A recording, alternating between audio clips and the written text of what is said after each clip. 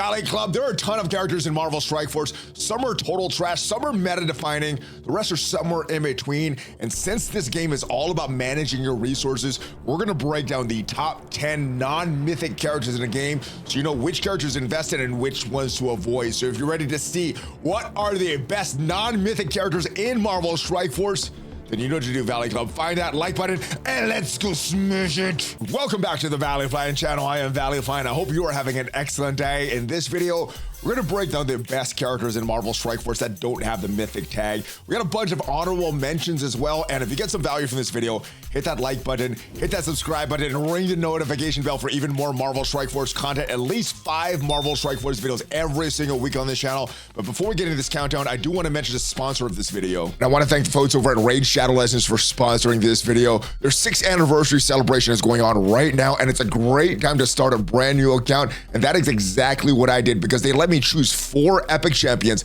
that you get for free if you use my download link, and I chose the best ones for you. If you're a new player, on day 1 you'll get Uugo. A lot of players consider Uugo the best epic in the game because of her diverse debuffs, including an AoE block buff on your enemies, which is useful in most areas of the game. Then at level 25, which I got to on day 1, you'll get Tagoar, another top epic support champ. His passive mitigates damage and can revive all dead allies. And Rector Drath is another one of the top epics in the game. You'll get her for free at level 45. She places a continuous heal on her allies, also has a revive super strong. And at level 50, you got Mausoleum Mage for free. You can provide healing, speed, and a cleanse to your entire team. And if those 4 epics weren't enough, you could also get 2 legendary characters for free within your first week. Within your first 24 hours, use the code SUPREME6 to get the legendary Void Champ Supreme Gaelic. Or within your first 24 hours, use the code Monkey King to get Sun Wukong, another great legendary attacker. Supreme Gaelic better for PvE,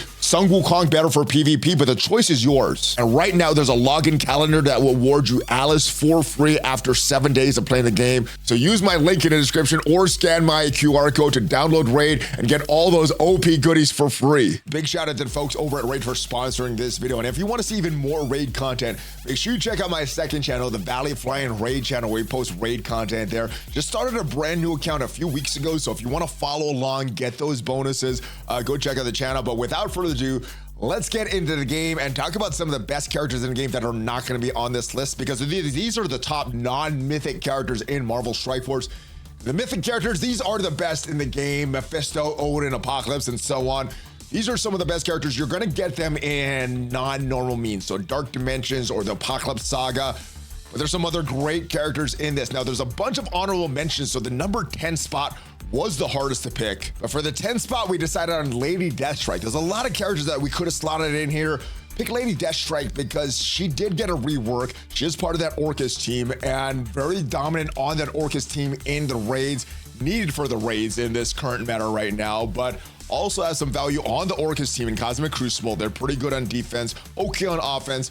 Orcus team is pretty good on defense in War as well, but the reason that we picked Lady Deathstrike outside of this Orcus team, outside of the raids, she still has a lot of value on hybrid teams. But if we go and take a look at her kit, Special is a 3-turn cooldown. You can do this a lot. Reduces the speed bar, so speed bar manipulation, bleeds, lots of damage. You got some chain attacks as well. You got some rebound chains on the ultimate, so huge damage, huge bleeds, speed bar manipulation, and yeah, with the increased stats is very, very hard to kill. So in the 10th spot for some of the best non-mythic characters right now, Lady Deathstrike makes that list. And Nightcrawler comes in at number 9 spot, another great character, also related to the raids. The Extreme X-Men were a raid team, and he is also part of the Extreme X-Men. However, he has a lot more plug-and-play value. A lot of people were using the Extreme X-Men minus Nightcrawler on defense in Cosmic Crucible. Some people are still doing that. Some people are using Nightcrawler on defense in Room 5 this season in Cosmic Crucible because of the revives that mutants have. So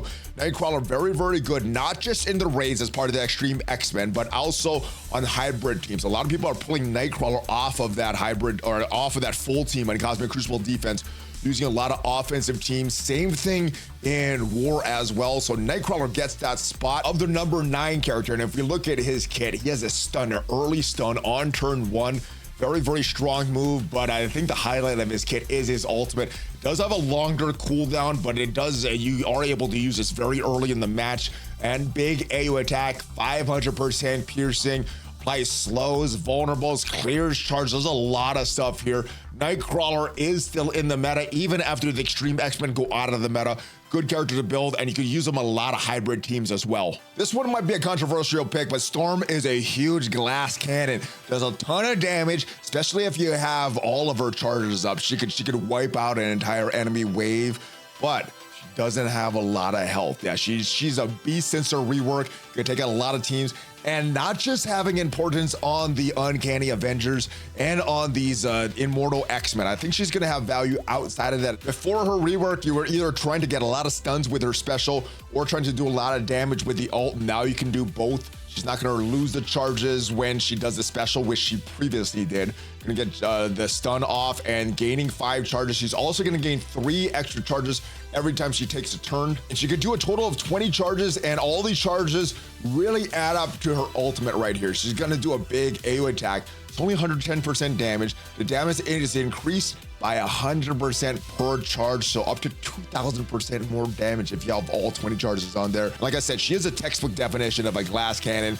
Huge damage potential, not as much survivability, but the damage that she can bring goes crazy. So I think she will have some outside value or some potential value for some of these pocket dimensions or towers or that Professor X unlock that we have coming up. I think she will provide a unique solution that you may want to test out. So I think she is worth building. And for the number 7 spot, we're going with Blade. Great character.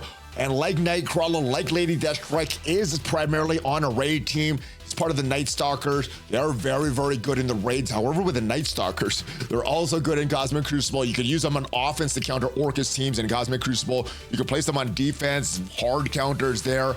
Place them on defense in War as well. And Blade is probably the best of the bunch of all these Night Stalkers. You do have characters like Agatha, Oath that do have value, but I'd say the best of the bunch is going to be Blade in my opinion. When I think about Blade, I really think about that ultimate, because a lot of times he doesn't get to his turn 2 in a lot of the matches. So his ultimate, attacking the primary target, 290% piercing, reduce the speed by 25%, stealing 20% health from the target, redistribute to self. So very, very strong as well. Also attacking the adjacent targets, 320% piercing, reducing the speed by for them 25% as well. Also clearing immunity, applying disrupt in 2 turns, flying for 2 turns as well. He does a lot of other good stuff outside the raids and in the raids, but I really think of that ultimate for Blade. Strong character, and he does have that city tag, which means that he may be a character that you might want to take into this upcoming trials for Professor X. They haven't officially named it Dark Dimension, so I don't know if it's going to be called Dark Dimension, but the unlock for Professor X does require city characters, and Blade, Oath are the 2 newest city characters as of me recording this.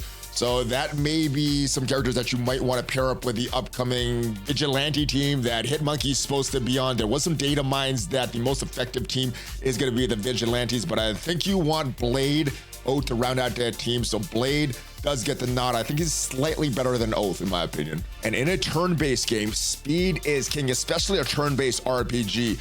Speed is gonna allow you to have more turns. It's also gonna allow you to go in front of your enemies before they do. Kahori fills her speed bar 200% on spawn, which means in most matches she is gonna go first for 2 turns. Basic, but if she does her ultimate, you get some ability energy from another character. If she does her ultimate, well, you're gonna get another turn. So very, very strong speed manipulator, does a lot of damage, and she has a killer special. Gonna clear all barrier from all enemies, attack all enemies, 250% piercing, 30% drain. This attack deals double damage to enemies that have safeguard, but flip 5 positive effects and negative effects on all enemies. Offense down for 2 turns, heal block for 2 turns, bleed for 1 turn, 2 bleeds for 1 turn for all enemies. And if that enemy does not have any positive effects, apply trauma for 2 turns to that character. Apply explosive assault support characters as well. Redistribute health evenly between self and all absolute A-Force characters. Very, very strong special. Her ultimate, well, you will get another turn after you do this ultimate. It does fill the speed bar at 100%. And her basic is a strong one as well. If she has enough focus, she's gonna flip 2 positive effects into negative effects on the primary target. So I like to use her against Annihilators with Ares. So Ares, so that they can't spawn with safeguard. And then against the Annihilators, so that her basic, if she has enough focus, she can remove that taunt from Gladiator. You could get around him, attack some of these other characters. So very, very strong character. I would recommend building her, especially if you're serious about war, and especially if you're serious about some of these flash events that could potentially come up.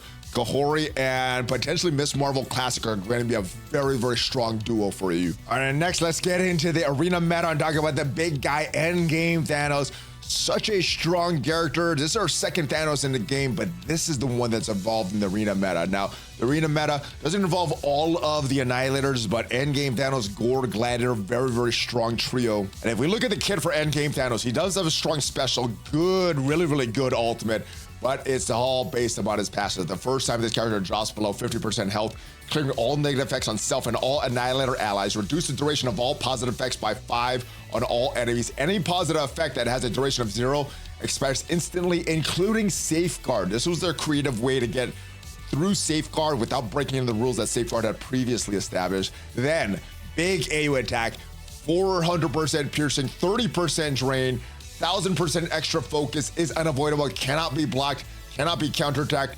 Very, very strong, and that is why you have to be careful of Endgame Thanos when he's on the field. You don't want to drop him below that 50% health, or you could trigger this passive.